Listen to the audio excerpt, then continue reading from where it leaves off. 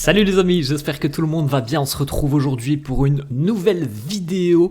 C'est jour de match pour le Real, dernier match avant la trêve internationale et évidemment on attend tous une réponse ce soir après le non-match et la défaite face à Lille. Ce soir 21h au Bernabéu, le Real reçoit le sous-marin jaune de Villarreal. On regarde les amis les deux unes des quotidiens madrilènes, Marca qui titre justement sur cette arrivée de l'équipe de Marcelino, Alerta Amarilla, alerte jaune.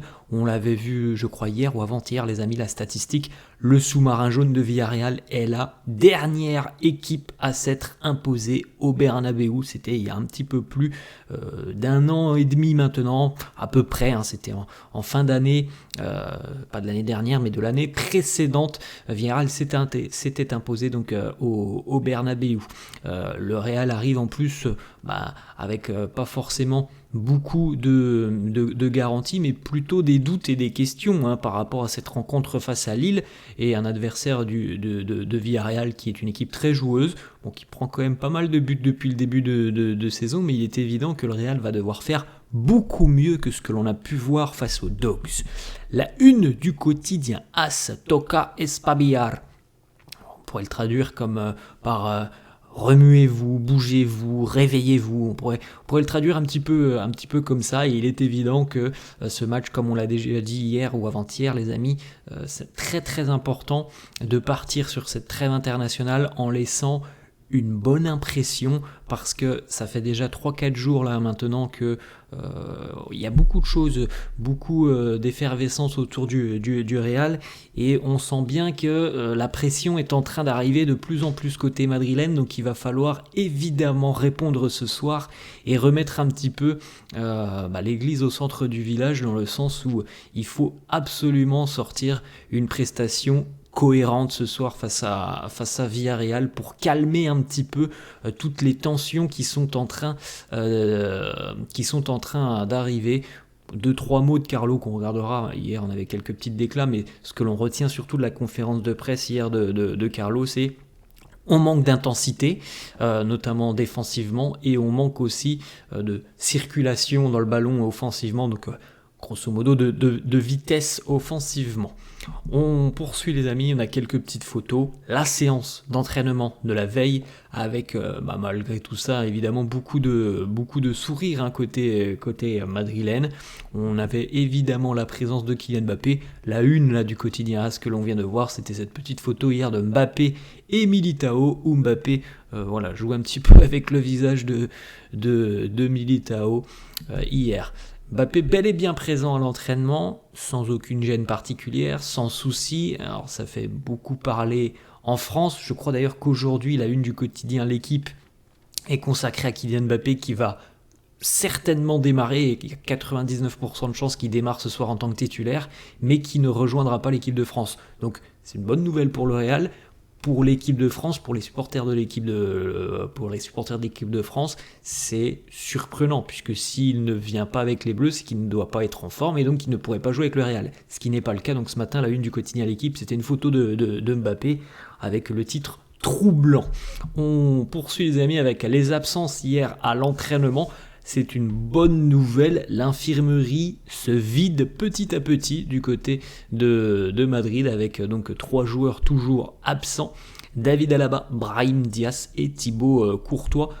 3 joueurs les amis qui, normalement, après la trêve internationale, devraient être sur le point de revenir. Alors pour Courtois, c'est normalement fait, d'ici 10-15 jours il sera présent.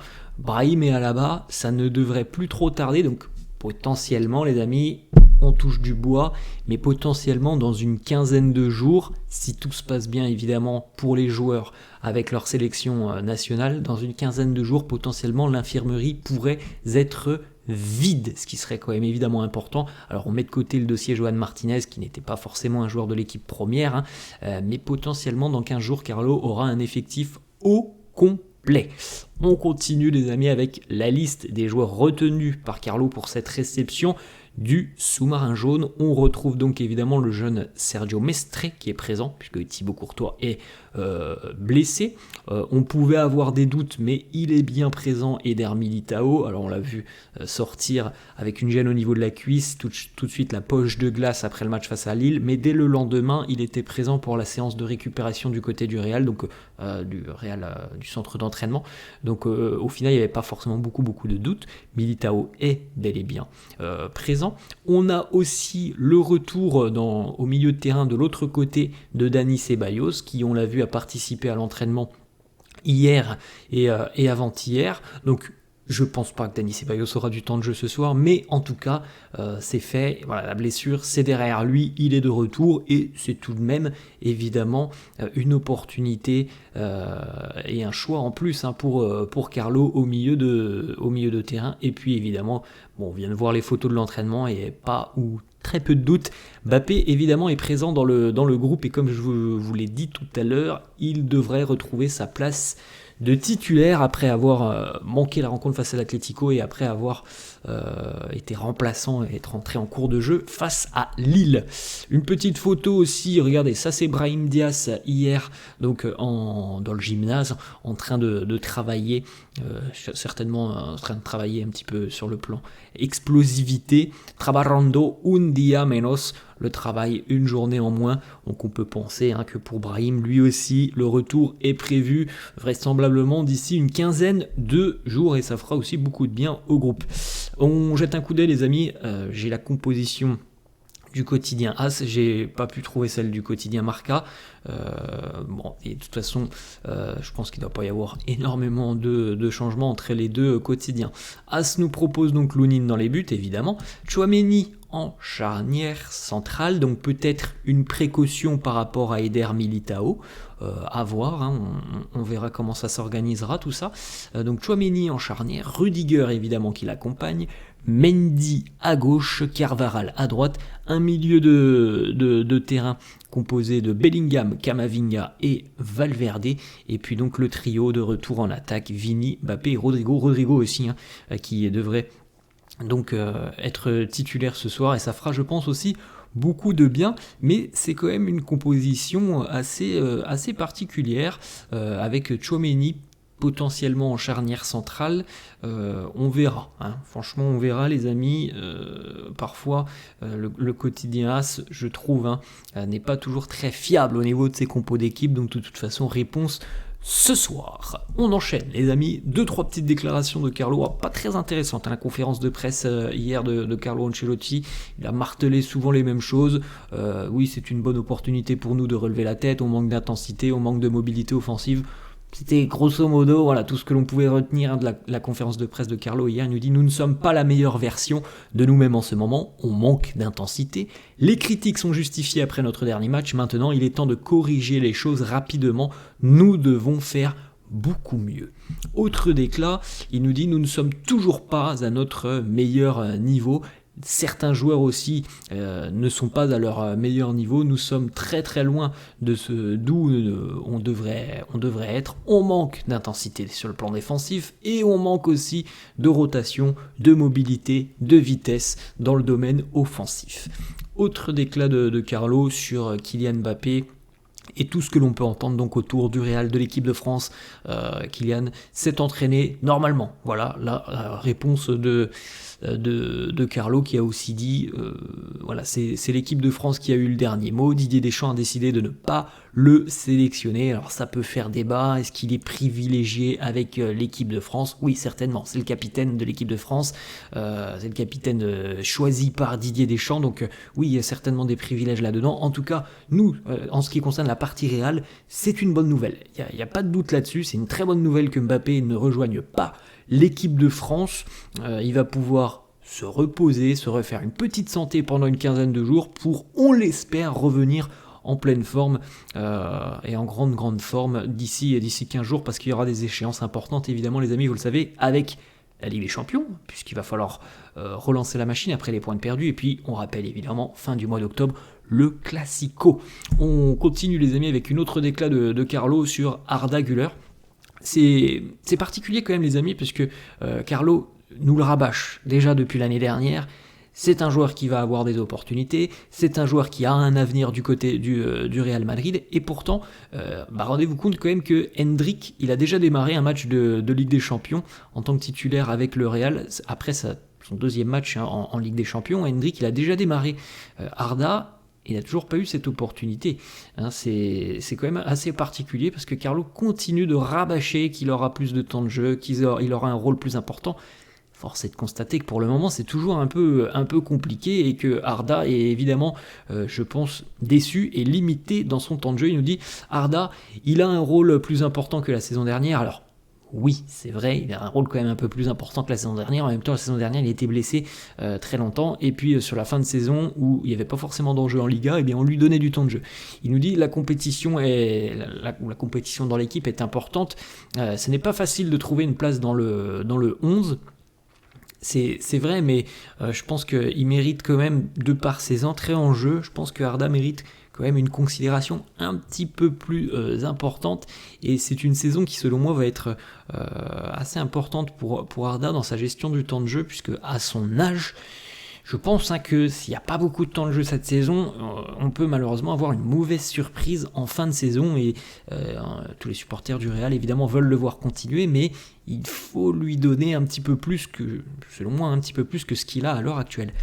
On continue avec une petite information qui concerne Fede Valverde et les proches de Fede qui commencent un petit peu à s'inquiéter de la situation de l'Uruguayen, parce qu'il fait partie des rares joueurs à ne pas être mis au repos par Carlo. On se souvient de la stat de la saison dernière où je crois qu'il avait réalisé, je sais plus, 45 matchs, 50 matchs d'affilée du côté du Real avant d'être mis au repos. Il avait été mis au repos en toute fin de saison, et c'est un peu la même tendance cette année pour Fede. On sait que c'est un élément clé pour Carlo Ancelotti. On sait que lorsqu'il compose sa compo, Carlo, le premier nom je pense qu'il inscrit c'est Fede, mais lui aussi il aura besoin évidemment de souffler. Donc voilà, les proches de Fede s'inquiètent un petit peu du fait qu'il joue beaucoup trop de minutes.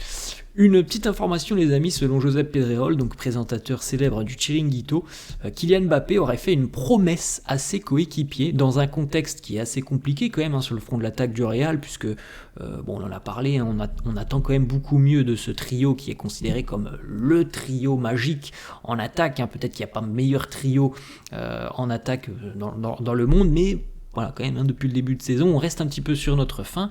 Dans un contexte donc compliqué, le buteur tricolore aurait assuré à ses partenaires qu'il allait réaliser la meilleure saison statistique de sa carrière.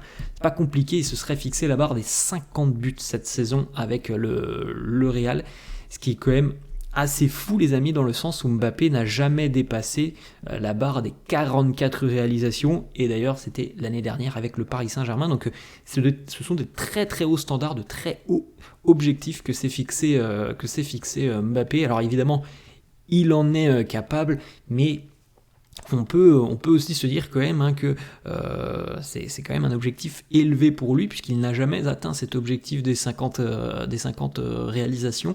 C'est tout ce qu'on lui souhaite à Mbappé. Voilà, faire une saison pleine, une saison réussie, une saison où il se montrera décisif. Ma réponse peut-être ce soir, on espère retrouver la meilleure des versions de Mbappé. On enchaîne les amis avec des petites stats intéressantes sur les joueurs qui créent le plus d'occasions cette saison. Grosse occasion premièrement cette saison, Liga plus Ligue des Champions, Modric en tête 6, Arda Güler 4 et Vini 3. Le plus d'occasions, ce ne sont pas des grosses occasions, mais là des occasions créées donc du côté du Real en Liga plus Ligue des Champions, Vini 25, Luka Modric 21 et Rodrigo 19. On a quand même Luka qui est présent dans les deux tableaux et qui n'est pas un titulaire indiscutable. Alors je ne demande pas que ça soit un titulaire indiscutable, mais je pense qu'il mérite quand même un petit peu plus de temps de jeu pour le moment.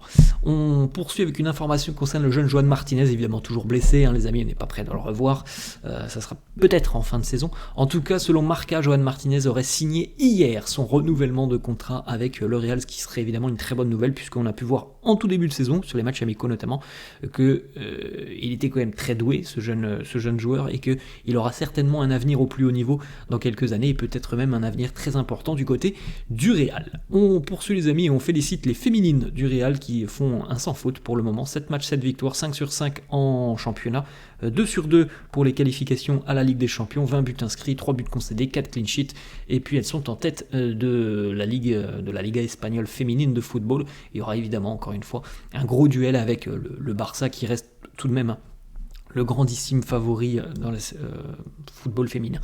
On poursuit 2 informations sélection nationale. Dani Carvajal est appelé avec l'Espagne pour les 2 prochains matchs de la Ligue des Nations. Il en est de même pour Arda Güler qui lui aussi est appelé avec la Turquie de Vincenzo Montella. Voilà les amis, la fin de cette vidéo. J'espère que ça vous a plu. N'hésitez pas comme d'hab à lâcher un petit pouce bleu.